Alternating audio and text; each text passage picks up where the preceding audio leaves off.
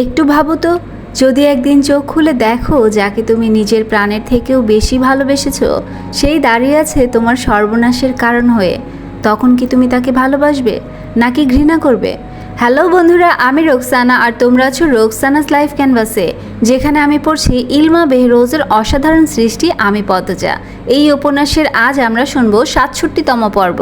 চলো খুঁজে দেখি পদ্মজার হৃদয়ে ভালোবাসা টিকে থাকবে নাকি ঘৃণা তাকে গ্রাস করবে। পর্ব নাম্বার ৬৭। আমির হাতের ছুরি চেয়ারের উপর রাখলো, তারপর রক্তমাখা জ্যাকেট খুলে মেঝেতে ফেললো। পদ্মজা ভয়ে মিয়ে গেছে, অস্বাভাবিকভাবে ফোপাচ্ছে। খলিল যত দ্রুত সম্ভব জায়গা ছেড়ে চলে গেলেন। মজিদ তীব্র বিরক্তিতে চোখ মুখ কুঁচকে বিকৃত রূপ ধারণ করলেন। শফিক তাদের কত কাজে লাগতো সেটাও শেষ। পদ্মজাকে তার শুরু থেকে অপছন্দ। মেয়েটার রূপের আড়ালে তিনি আগুন দেখতে পান, যে আগুন আমিরকে ঘায়েল করে তাদের নিঃশেষ করে দিবে। কিন্তু এই মুহূর্তে আমিরকে কিছু বলে লাভ নেই, পরে সময় করে বোঝাতে হবে। মাথায় অনেক চিন্তা নিয়ে তিনিও জায়গা ত্যাগ করলেন। আমির তার গায়ের শার্ট খুলে হাত মুখের রক্ত মুছে পদ্মজার দিকে এগিয়ে আসলো। পদ্মজা আমিরের দিকে তাকানোর সাহস অব্দি পাচ্ছে না। সে খুনের দৃশ্যটি বারবার দেখছে, মনে হচ্ছে এই বুঝি আমির তার চোখ দুটি না, ভাবা যাচ্ছে না। পদ্মজা নিঃশব্দে কাঁদতে থাকলো।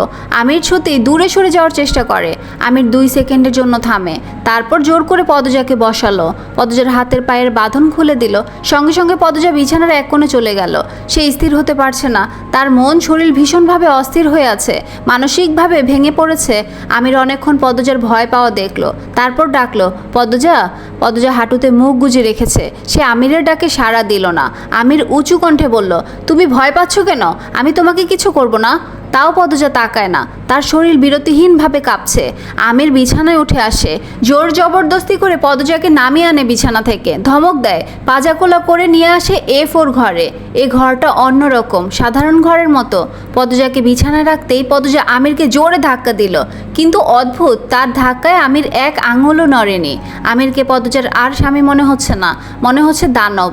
একটা দানব দাঁড়িয়ে আছে সামনে, সে মুক্তির জন্য ছটফট করছে আর কাঁদছে।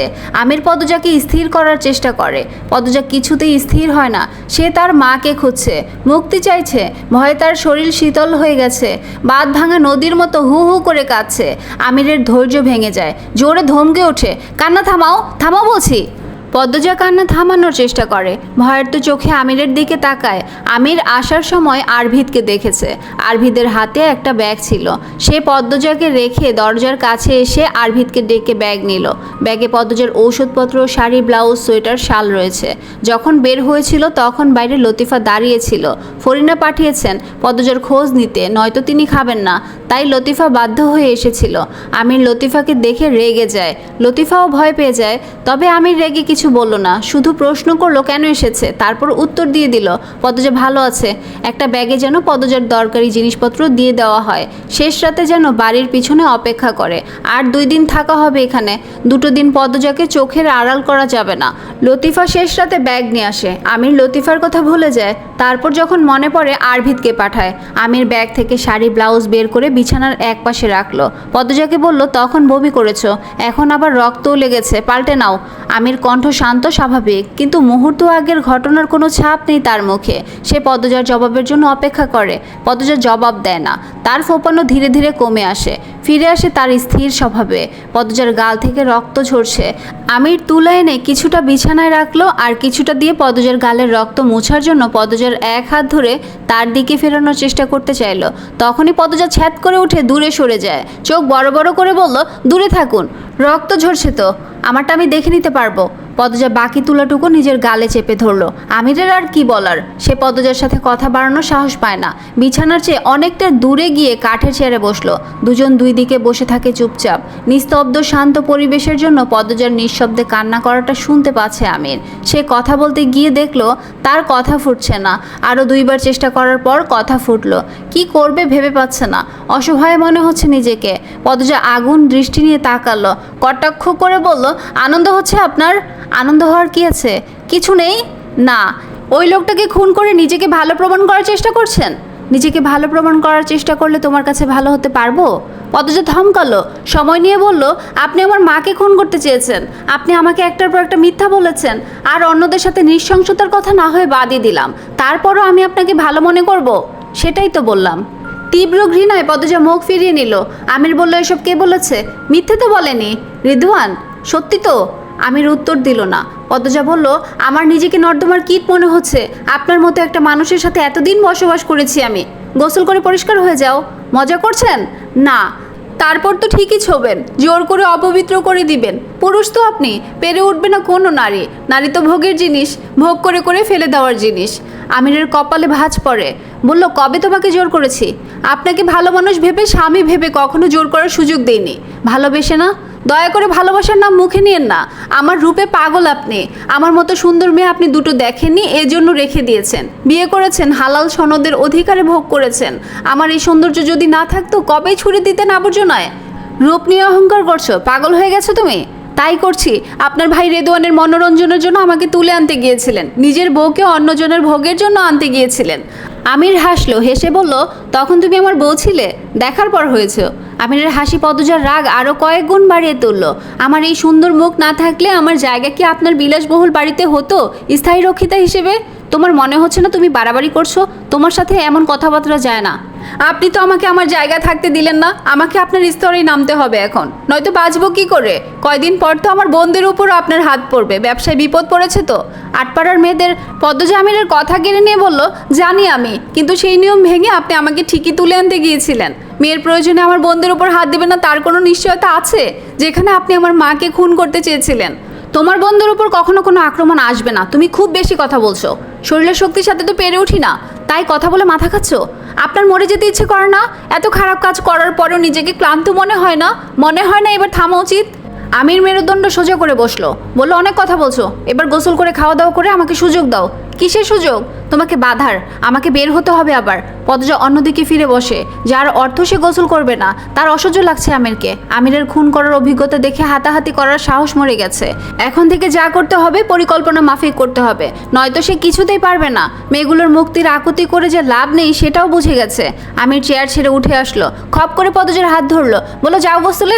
ছাড়ুন, কিরবির করে বলল পদজা। গোসলে যাও, গোসল করে খাওয়া দাওয়া করে ওষুধপত্র খেয়ে আমাকে ধ্বংস করার পরিকল্পনা করো। নাটক করছেন কেন?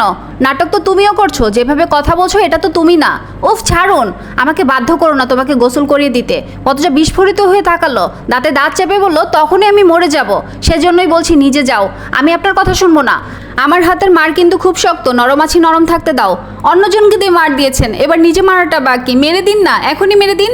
আমি কাউকে মারতে বলিনি, কিন্তু এরকম চলতে থাকলে তুমি আমার হাতে শক্ত আঘাত পাবে।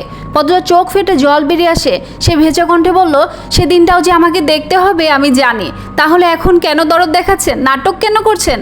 পদ্মজা, আমার দেরি হয়ে যাবে। সময়টা আমার কাছে খুব মূল্যবান। 2 দিন ধরে ঘুম হচ্ছে না, মাথা চড়ে আছে। কথা শুনো।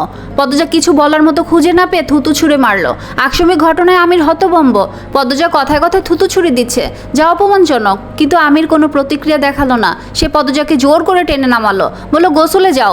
গায়ের জোর দেখাচ্ছেন? দেখাচ্ছি। 6 বছর তো জোরে দেখিয়েছেন, তোমার সম্মতিতে। পদ্মজা আমিরের চোখের দিকে তাকালো। শান্ত, গভীর, ক্লান্ত দুটো চোখ। হিংস্রতার বিন্দুমাত্র রেশ নেই। খাড়া নাক, পাতলা ঠোঁটে হালকা গোলাপি ছাপ, থুতনিতে কাটা দাগ, এলোমেলো চুল, কপালে দারুণ দুটো ভাঁজ। উত্তপ্ত চেনা নিঃশ্বাস মুহূর্তে মনে করিয়ে দেয় প্রাণের স্বামীর কথা। কত কত আদর, সোহাগ, ভালোবাসার ছন্দ এই মানুষটিকে ঘিরে। ঘৃণার মোটা দেয়াল ভেঙে ভালোবাসার অনুভূতিটা কি অদ্ভুতভাবে ছুঁয়ে ফেলল পদ্মজাকে। তখনই কানে ভেসে আসে রিদওয়ানের কথাগুলো, ভেসে আসে মেয়েদের চিৎকার। চোখের সামনে রঙিন পর্দাটা সরে গিয়ে হয়ে ওঠে ক্রোধী। পদ্মজা চাপা স্বরে আমিরকে জানায়, শেষ অবধি আমি পদ্মজাই থাকবো। আমির পদ্মজার স্বরেই বলল, পারবে না, আমার সাথে তুমি পারবে না। বিশ্বাস করো, গায়ের জোরে বুদ্ধির খেলায় আমার সাথে পারবে এমন মানুষ জন্মিয়েছে সেটা আমি বিশ্বাস করি না। তবে কোনো অনুভূতি জন্মালেও জন্মাতে পারে। আমিরের শেষ কথাটা দেয়ালে দেয়ালে প্রতিধ্বনি তুলে।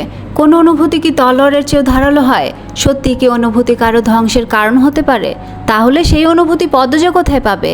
যে অনুভূতি দিয়ে আমিরকে নিঃস্ব করে মৃত্যুর দুয়ারে পাঠানো যাবে। শেষ হবে 200 বছরের পাপ। আমিরের পদ্মবতী হয়ে উঠবে শুধুমাত্র পদ্মজা।